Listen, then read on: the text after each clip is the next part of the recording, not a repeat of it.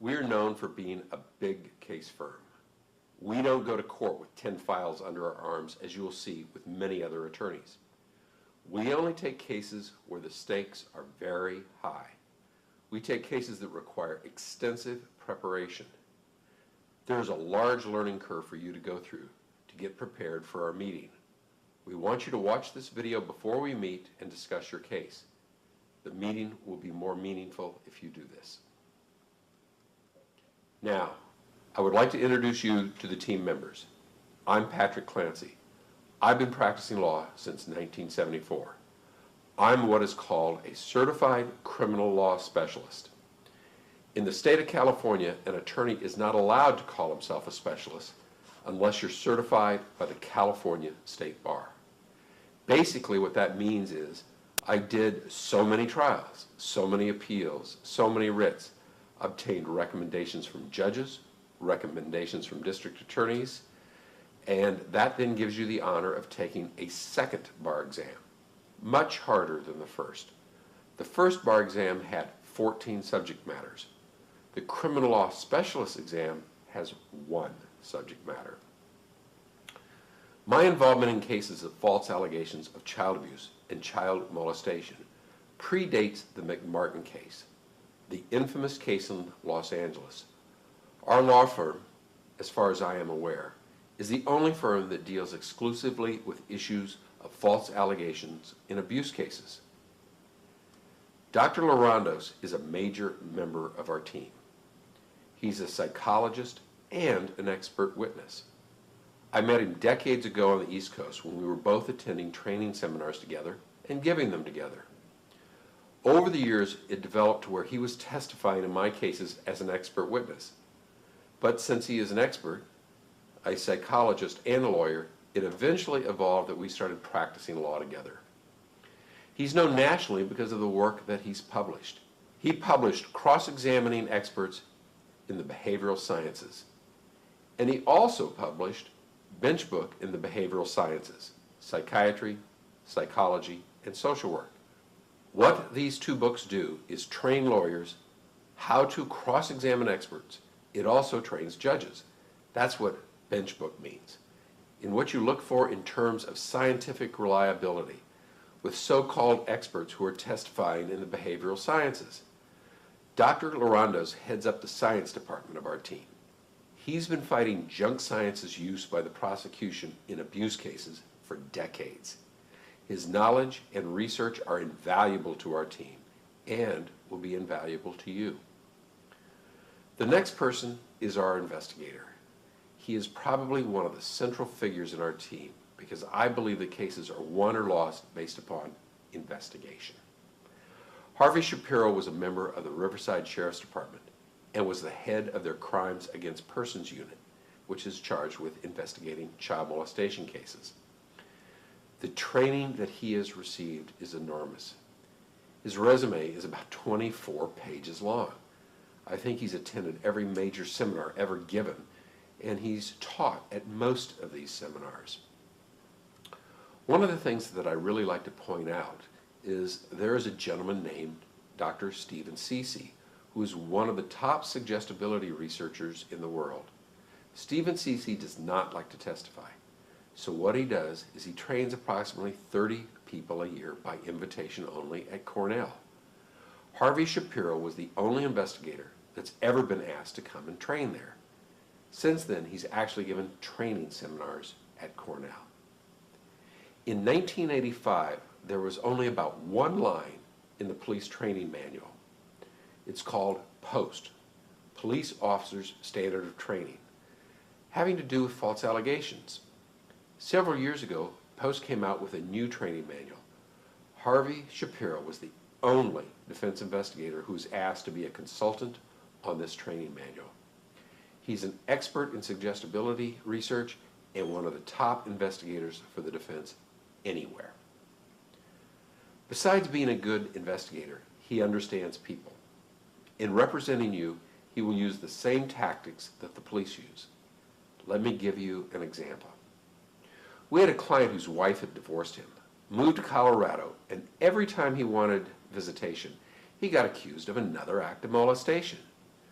She was living in this rich neighborhood with a very well-to-do doctor and felt that she could just throw lightning bolts down on her ex-husband every time he went for any visitation. One day, she woke up in her nice ritzy house in Denver and found that there was a gentleman named Harvey Shapiro going around door to door to all of her neighbors, finding out about the sex and drug habits of the doctor's new wife, which just happened to be part of the defense. The DA the next day got a phone call from the ex-wife telling the DA that they didn't want to go any further with the case, and the case ended up being dismissed. Harvey knows how to understand people and how to use that to our benefit. Another member of our team is Julie Schumer. Julie is a certified appellate law specialist. Again, the same thing as I said about criminal law specialists. She had to take a second bar examination after handling so many appeals, so many writs, recommendations from judges, and from her peers. Julie is highly unique. If you put Julie in front of a jury, I think she would pass out. She just does not want to be a public speaker in that sense. She's a Phi Beta Kappa English major from UCLA. She's a writer. She's a researcher. Normally, you would never meet someone like her unless you had lost your case and were up before the Supreme Court. However, we wanted to have our motions at the trial level to be of that top quality. They are so good that our motions are now copied throughout the state and are plagiarized all the time. Julie has a lot to do with the building of our motion banks. For those who don't know, motions are documents filed with the court that says that the prosecution has some evidence that should not come in, and here's why. And here's all the law and the cases having to do with that issue. Oh, and by the way, we have some evidence that should come in. Here's the case law and statutes which explain why it should be allowed in. Julie, with her exceptional writing skills, has developed our motion bank. We have probably over 100 motions that have to do with every major evidentiary issue that comes up in a case of this nature. Throughout time, children have been victims of adults. We all know that. But in the 1970s, Senator Mondale, who later became Vice President Mondale, learned how to use that fact politically. He created what is called the Mondale Act. What he learned was that if you were for increasing the budget for the Department of Defense, you'd win some votes and you'd lose some votes. If you were for increasing welfare payments, you would win some votes and you would lose some votes. But if you were against child molestation and hard on child molestation, you win votes and you win votes. Out of that political reality came the Mondale Act. The act was very well intentioned and has done a lot of good, but it has also had some extremely adverse effects. The law requires that there be mandated reporters. Doctors, ministers, psychologists, psychiatrists used to have a privilege, and if they received information from you, they would not report it. The law changed, and there was an exception written into the privileges for child abuse and child molestation. A doctor, minister, psychologist, psychiatrist, etc., is now mandated to report it. If they fail to report it, they can be criminally prosecuted. On the other hand, if they do report it, and let's say they were negligent, they do great harm, the fact of the matter is they will be given civil immunity. Civil immunity means that they cannot be sued. With the carrot and the stick being that they will be prosecuted, and the carrot being that they will be protected from civil lawsuits, people report even frivolous cases. After the passage of the Mondale Act, millions and millions of cases were reported. That is what created this hysteria about child molestation allegations and child abuse allegations. The second negative effect that came out of the Mondale Act is that enormous amounts of money were provided for district attorneys to prosecute these cases. Do you know how much was given to the defense to defend against false allegations? Nothing. Not one dime. There was a total imbalance of power because all of the funds went to the DA, special teams of DAs to prosecute, to DA expert witnesses for the prosecution, and on and on. The next thing that occurred was that we got a series of biased, one-sided laws. These have been passed every year since the Mondale Act. Also, in order to prosecute these cases, a whole field of what you would call junk science has been developed. Mental health professionals and medical professionals who have the answers to how you can find out which cases are true and which are false. Most of these theories were not based upon valid research, and this led again to easier prosecutions, but a lack of accurate prosecutions. To overcome this imbalance of power, the one-sided and biased laws, and the junk science that developed around this area, we created our own team.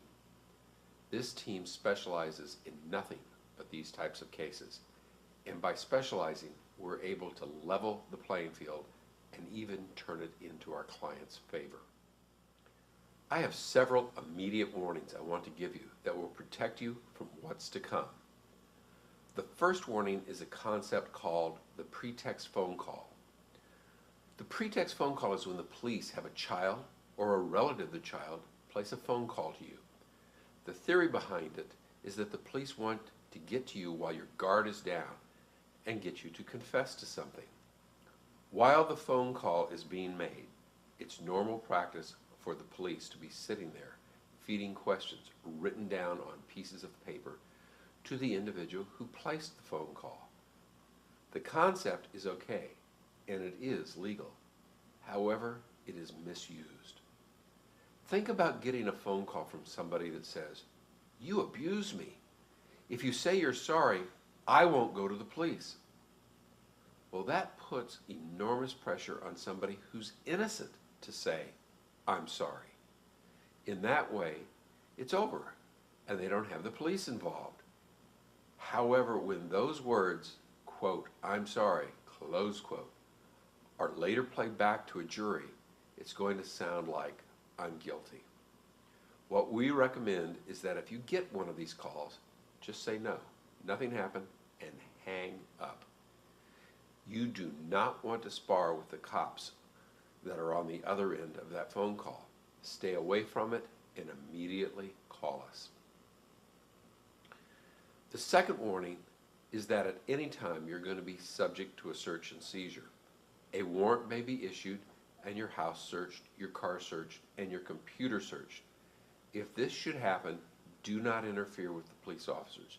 You do not want charges of obstructing a police officer to complicate this matter. The third warning has to do with talking to the police. Most people believe that if you don't talk to the police will think you're guilty. Well, it doesn't matter what they think. What matters is the evidence. The police have been trained in a process called the Reed method of interrogation. Now, you haven't heard about that before, but let me tell you this. Back in the 1930s and 40s, the police could beat you with a rubber hose to get a confession. The Reed method of interrogation is a psychological rubber hose. You can be beaten with that psychological rubber hose, and I guarantee you that you'll confess to killing your mother, even if she's still alive. It's that powerful. That is why we tell people, do not be interviewed. Do not be subjected to an interrogation. Ask for an attorney. Assert your rights to remain silent. You should do that whether you're guilty or innocent. What comes out of those interrogations can hurt you even when you're innocent. I want to explain to you what we call the three-ring circus. Sometimes false allegation cases have to be defended in several different areas. That is why we call it the three-ring circus. In addition to defending yourself in criminal court, in some cases, a spouse will begin a divorce case at the same time. Divorces are considered civil and are litigated in the family court. In addition to your criminal defense, the state may file a petition to stop you from having contact with your children. This may be litigated in the juvenile court. Also, if you're a licensed professional, like a physician, a dentist, a nurse, a psychologist, or a therapist, the state may also file against you in the state's licensing administrative court. You can see why we call this the three-ring circus. Sometimes there's even a fourth or even a fifth ring in the circus. And you must remember, in some states, the government may seek to have charges filed against you in a criminal court, the juvenile court, and in licensed administrative courts all at the same time. In our experience, this teaches us that the prosecutor's office will do just about anything to pressure you to settle for a felony prison term. Obviously, few of us have the funds to fight all of these battles at the same time. That is why these tactics by the prosecution are so effective in compelling the defendant to make some kind of plea bargain to end the suffering. We recommend damage control, or what our emergency room colleagues might call triage. This means that you must pick the battle that is most important and put all of your resources into that fight. We believe that this is always the criminal court. Why? Because you cannot visit your children from a prison cell. You cannot enjoy your marriage from a prison cell. You cannot practice your profession from a prison cell. At the same time, we believe that you must use a defense team that is completely aware of what the standards are in the family law court, the juvenile court, and the state's administrative court, and is able to assist you in those courts also. It is important to make sure that whatever is done in any of these other courts does not hurt your criminal case, and vice versa. This is just another reason why we have experts in our group in the area of family law, juvenile law, and state administrative hearings. Shaken baby syndrome, or SBS, is a term used to describe a constellation of injuries and the mechanism of abuse that causes these injuries. The major signs of shaken baby syndrome are subdural or subarachnoid hematomas, which are bleedings in the membranes that cover the brain. Retinal hemorrhages, which are bleedings in the back of the inner surface of the eye, with little or no external injury. In some cases, there are broken bones and fractures of the skull. The broken ribs are said to be caused by the manner in which the child is held around the rib cage during the shaking. When a fractured skull is found, it is usually seen to be caused by the head striking an object during shaking. Brain injury in these cases is usually caused by an individual who shakes an infant, usually under the age of 2, severely back and forth. Infants who are less than 2 do not have the developed neck muscles of older infants, and so the head will whip and lash back and forth. Because these young infants' brains do not yet fill the entire cavity of the skull, the brain becomes bruised as it literally bounces back and forth and rotates inside the skull as the child is shaken. The rapid acceleration and deceleration and rotation of the brain also tears the bridging veins that covers its surface, which accounts for hematomas or bleeding in the brain. The combination of surface bruising and hematomas ultimately leads to cerebral edema, or swelling of the brain. Not all infants die from SBS, but if the swelling of their brain cannot be controlled, the brain tissue deteriorates when it runs out of space in which to swell within the skull. It is usually the cerebral edema or brain swelling that leads to death. If the child does not die, brain damage or mental retardation are common as a result of the edema. The original medical research article on shaken baby syndrome was written by Dr. John Caffey and was entitled "The Whiplash Shaken Infant Syndrome: Manual Shaking by the Extremities with Whiplash-Induced and interocular bleeding linked with residual permanent brain damage and mental retardation. There are rarely witnesses to abusive shaking. Therefore, the case usually is a matter of attempting to recreate what occurred by using mechanical descriptions and analysis of the injuries. As you can imagine, these cases turn into a battle of the experts.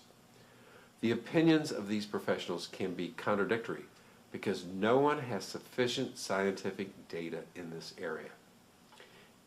It is not possible or ethical to create a controlled study that measures the effect of shaking on a real infant's brain. Unfortunately, opinions are sometimes based on personal bias when there is no scientific information available. Child advocacy experts claim that shaken baby syndrome injuries can never be caused by a fall. This is based upon the idea that a short fall cannot create the necessary acceleration-deceleration that bruise and tear brain tissues. But this is not always the case. Studies on artificial brains subjected to falls have shown that acceleration-deceleration forces are 40 times greater when the head is suddenly stopped by an object than when the head is shaken in midair. Government statistical reviews of children who have suffered short-distance falls show skull fractures, subdural hematomas, and subarachnoid hematomas. In addition, autopsies of automobile accident victims have described some of these same injuries. This empirical research demonstrates that it is possible for the brain to be damaged by an accidental fall or sudden accidental impact. That is why when a parent claims that an accident occurred, the defense attorney must place into evidence research data showing that the injuries that the child sustained could have been caused by an accident. One of the serious problems with shaken baby syndrome is that researchers have not actually seen a child being shaken and then done an autopsy to show or measure the injuries. Without scientific studies to guide the cross-examination of child advocacy experts, shaken baby syndrome is open to exaggerated claims about how violent the shaking must be in order to cause the injury in any given case. Descriptions from the child advocacy experts of a child having fallen from a third-story window or having been slammed against the wall while swung by the feet to sustain the injuries have enormous emotional impact on a jury. However, these unsubstantiated and unscientific stories interfere with the jury's fair determination as to whether or not the injury was an accident caused by another caregiver or whether or not the defendant is guilty of manslaughter, second-degree murder, or even first-degree murder.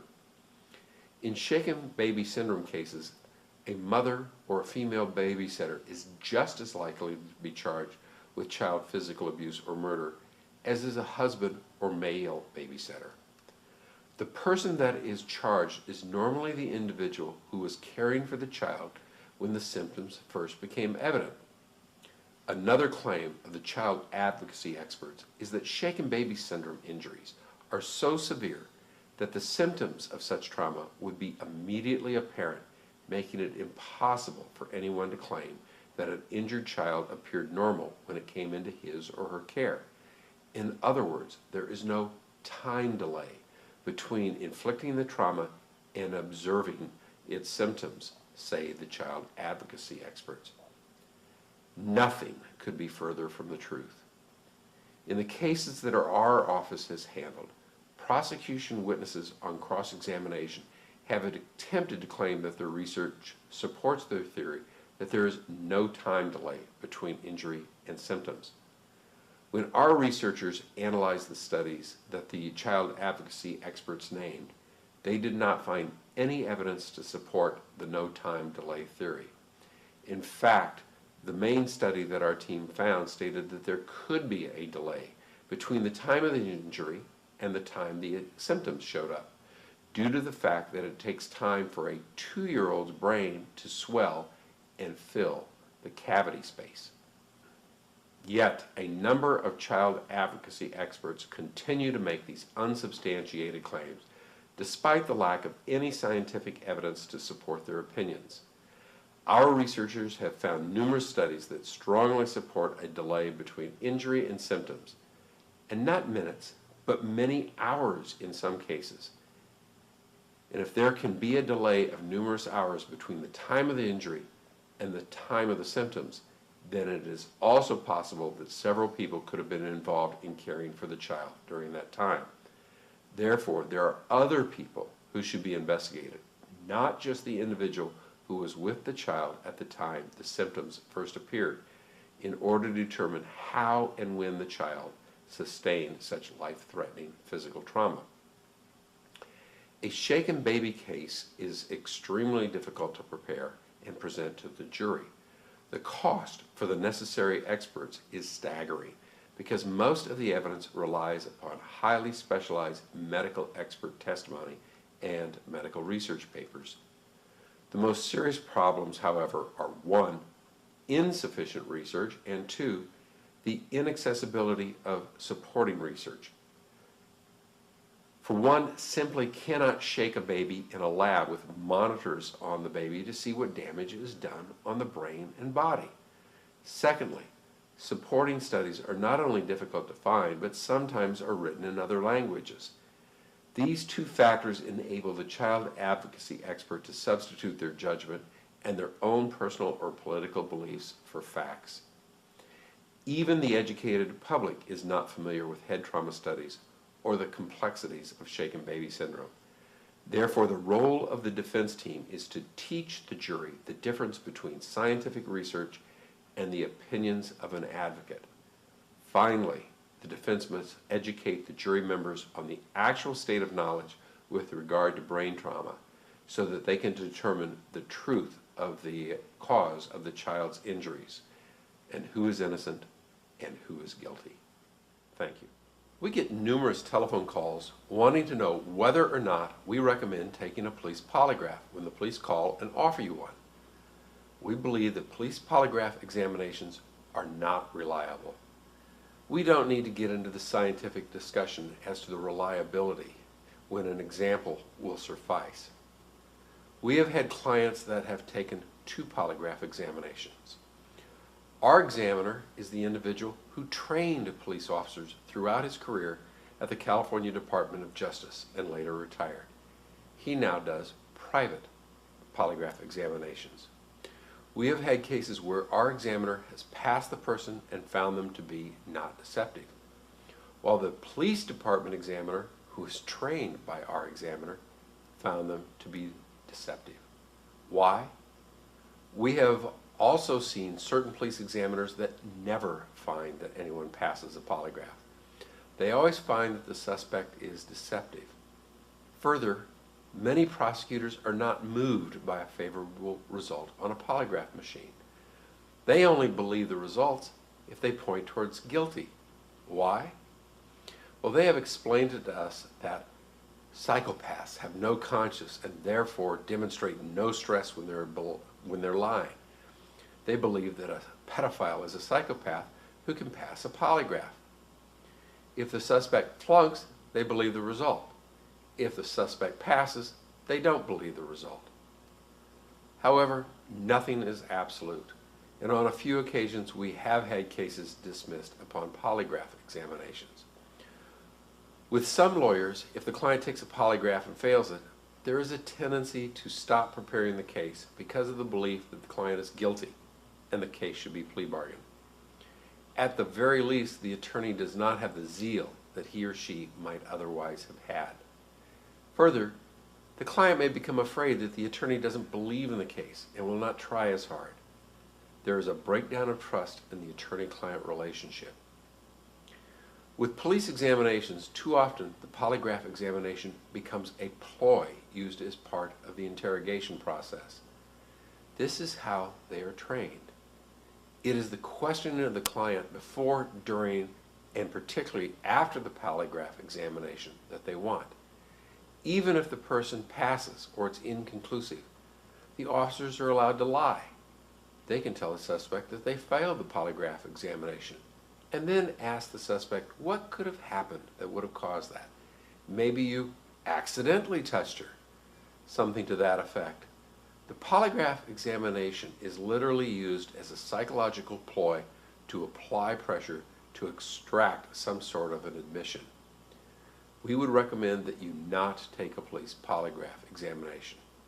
If you want to have a polygraph examination, you should go to a private, reputable polygraph expert. I'd like to talk a little bit about the philosophy of our group. In cases such as these, the prosecution has a 98.5% win rate throughout the country. The defense wins at about 1.5%. Now, that's not our win rate. We have a 40 to 60 times higher win rate. Why is that? Well, a public defender handles 350 cases a year. Now, with 220 workdays in a year, you can imagine how much time they spend on an individual case. Now, serious felonies get less than an hour of time from the public defender because of this incredible workload. Now, for private attorneys, they typically handle 80 to 120 cases a year. Why? Because they're trying to pay for those yellow page ads. They take a lot of cases in and they plead as many of them as possible. They get a retainer and then they bargain with you and with the prosecution as quickly as possible so they can move on to their next retainer. You cannot evaluate a case until it is prepared for trial. Let me give you an example. I had a case of a grandfather who was charged with a molestation, and the prosecution thought he was guilty. Our investigator had met a Catholic priest, and he believed that the priest had information about the case, but the priest wasn't talking. Our investigator kept going back over and over and over again. On the fourth day of trial, the priest finally broke and turned over letters that had been written by our client's granddaughter. And in those letters, she said that she had sex with over 40 men in the congregation. Previously, she had been saying that she was a virgin and that the only person that she had been involved with was her grandfather. She was caught lying and making up stories. The charges were dropped on the fourth day of trial. This is the kind of tenacity we bring to continuing litigation. It is also an example of why you cannot evaluate a case until it is completely prepared, until you have all of the answers. This is the kind of tenacity that we bring to continuing litigation. We believe that the preparation must be completed before any decisions can be made about the case. We handle only 8 to 12 cases a year, and perhaps a couple of small cases that we have a special interest in.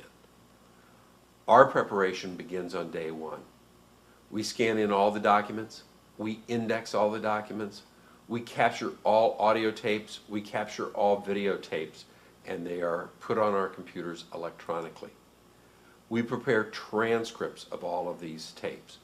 We prepare clips for presentation during trial and during the closing. We have a jobs list where we make a list of everything that we are going to do and the job assignments for every other member of the team that is going to work on the case. We have a chronology that we develop, which we primarily get from you, and we update consistently, telling us absolutely everything that happened in chronological order. We make a witness list while we are receiving these documents so that we can contact every person that is mentioned in any report that may be of any value to us. The reason for this? You can be reading on page 65 and it mentions a janitor who is not involved in the case. And on page 650, you can read about the janitor and now he's become a key witness. How do you go back and find that address that was on page 65? You can't. So we keep track of all addresses as we see them, as we run across them, along with phone numbers and other contact information.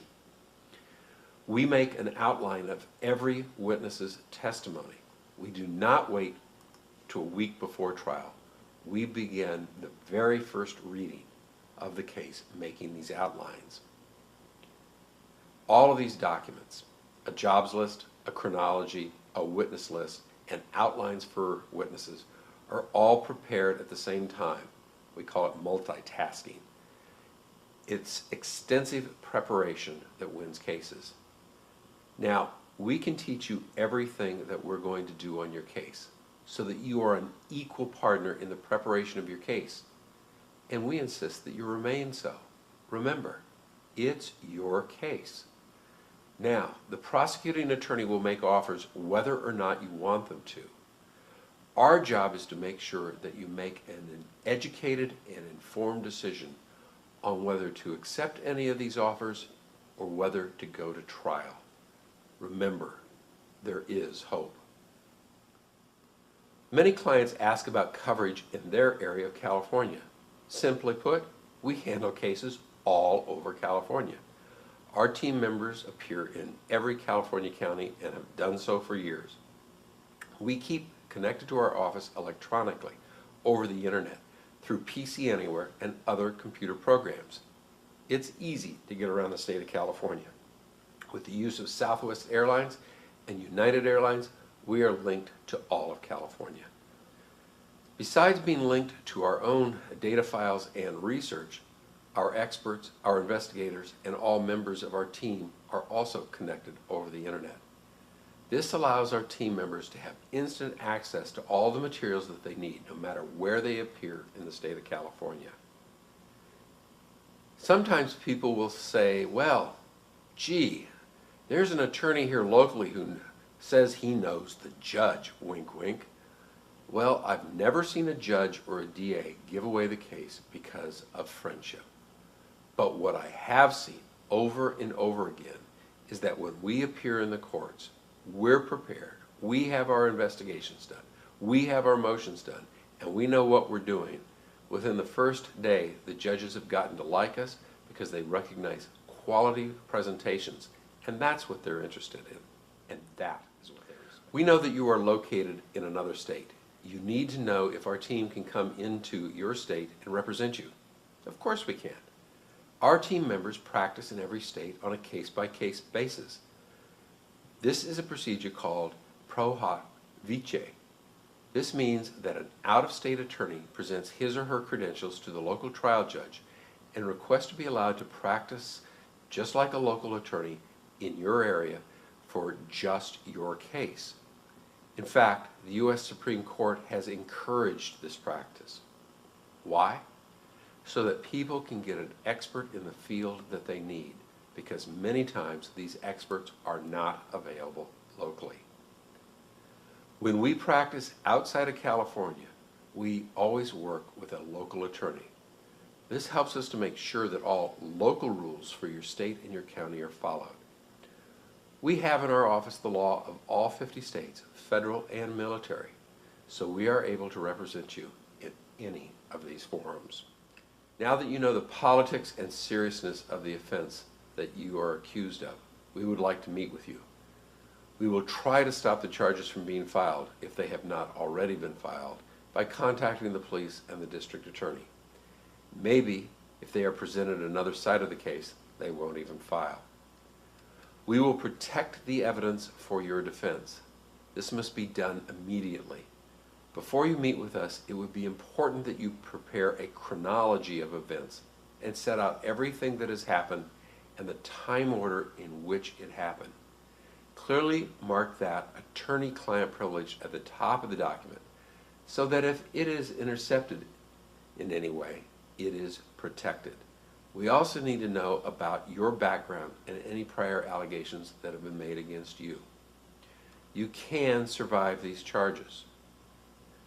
We believe that the survival is based upon preparation, preparation, preparation.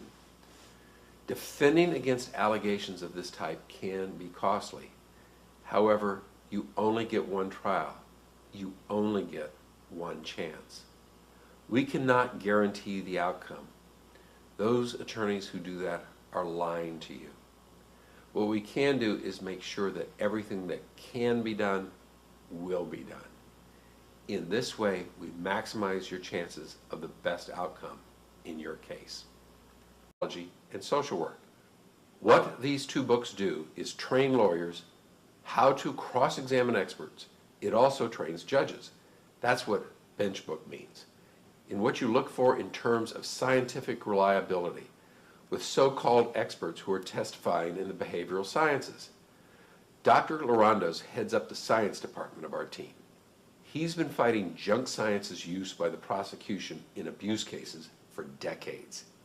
His knowledge and research are invaluable to our team and will be invaluable to you. The next person is our investigator.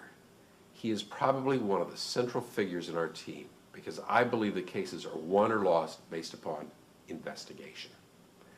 Harvey Shapiro was a member of the Riverside Sheriff's Department and was the head of their Crimes Against Persons unit, which is charged with investigating child molestation cases. The training that he has received is enormous.